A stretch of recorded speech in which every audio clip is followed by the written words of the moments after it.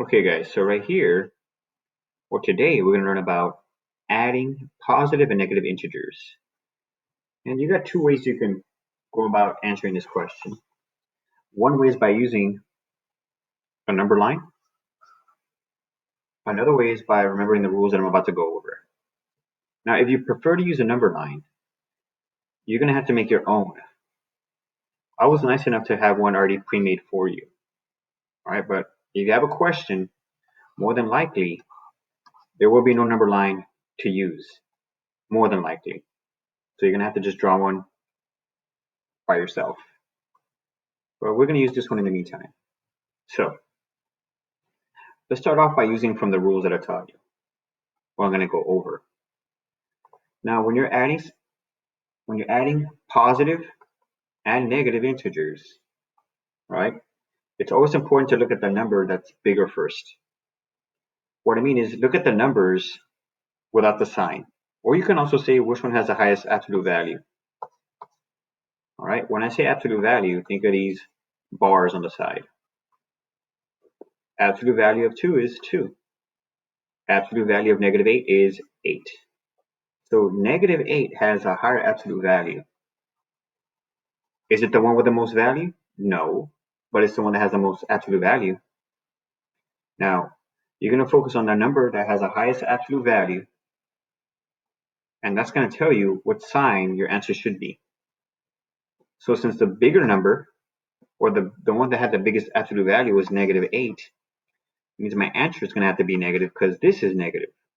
So whatever has the biggest absolute value, whatever sign it is, whether it's positive or negative, that's going to be the exact same sign for your answer. So think of it as the big boss. The big boss always calls the shots, and he is a negative, so he's going to want everyone else to be a negative, or the answer to be negative. Now let's see what you do with these numbers. Do I add them or subtract them? Well, in reality, we're adding, right? But what I like to make my students think about it is pretend these two are from two different gangs. 8, of course, is from negative, and 2 is, of course, positive. They don't get along, all right? These guys are different. These guys, they're good guys. They're positive numbers. These right here, these are bad guys. They're negatives. Well, for this one, in this fight, 8 outnumbers 2. That means the negatives outnumber the positives. Since they're different from each other, they're going to subtract each other. All right? They don't get along, so they're going to fight it out. So whenever the signs are different, again, when they're different, that's when you have to subtract the given numbers. So if you subtract 8 minus 2, you end up with 6. 6 is going to be your answer, or in fact, negative 6. Because remember, it was a negative because the number that had the biggest absolute value was also a negative. Oh, let me clear up that mess. My pen's possessed. Don't worry, happens sometimes. Let's just undo it, much easier. Negative 6. All right, let's do another example because maybe some of you were still confused. Well, actually, before we go on to the next example, let's use a number line. I forgot to go over that method. So let's pretend that this strategy was kind of confusing to you. Here's another way you can get your answer. So I'm going to leave my answer right there. Another way is to use a number line. And when you're using your number line, always start off at 0. That's your starting point. If the number is positive, you're always going to be going that direction. If the number is negative, you're going to be going this direction. Pretty simple. And look, all negatives here, well, it makes sense they're going to be negatives. All positives here, so that makes sense that they're going to be going to the right.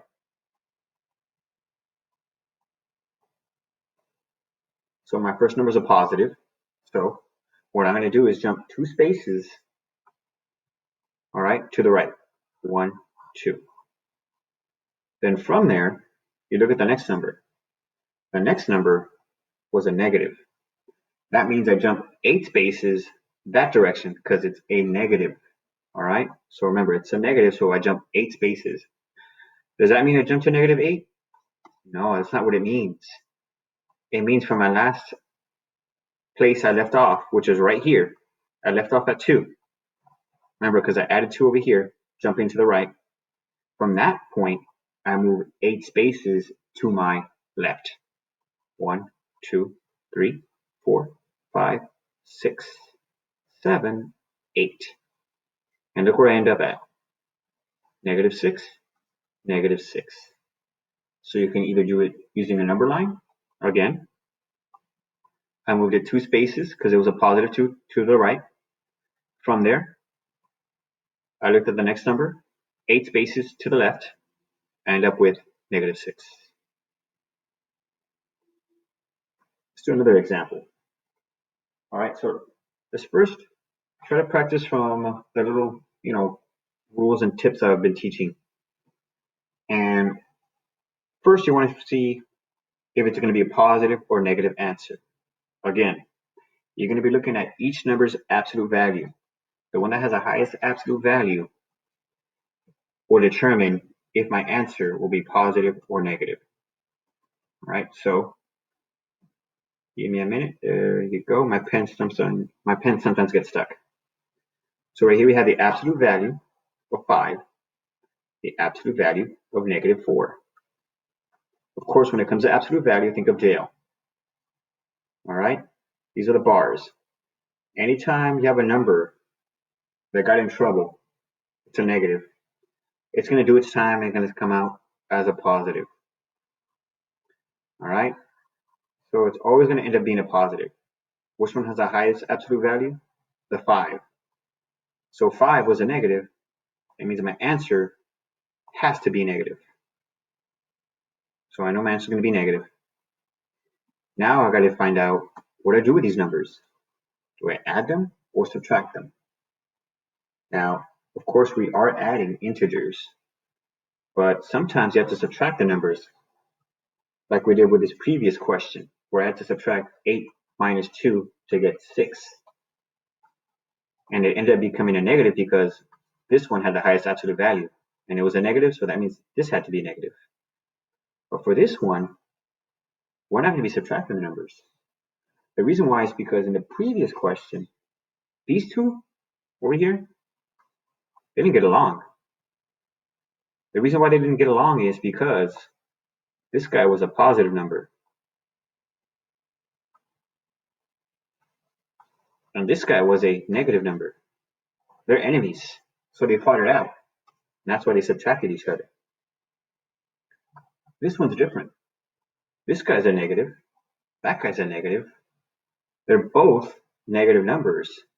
They're both going to join forces. All right? So these guys are bad guys, and these guys are bad guys. Well, what they're going to do is team up and make a supergroup. So in this case, you're not going to subtract them, you're going to add them. When the signs are the same, you're going to add your numbers up.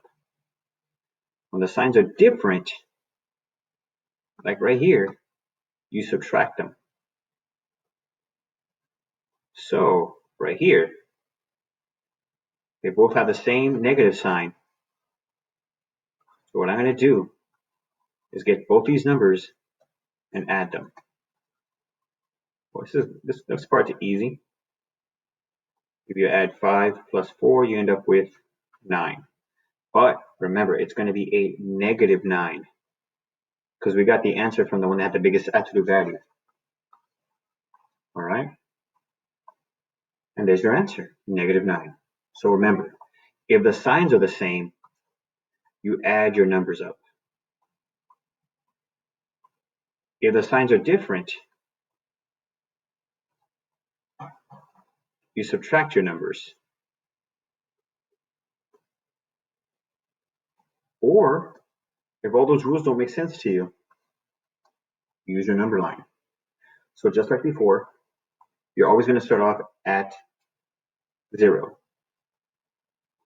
And then the first number tells you where to go. If it's a negative, it goes that direction. If it's positive, it goes that direction. It's a negative 4, so I'm going to jump 1, 1, 2, 3, 4. All right, then look at the next number. That's also a negative. So it also goes to the left, but this time 5 times. And you always start off where you left off. You don't start off at -5. We left off at -4, so that's where I continue from. 1, 2, 3, 4, and 5. And look where I end up at, -9. The same exact answer I got over here. So it's up to you what you thought was easier, using the number line or using the rules that I'm teaching you.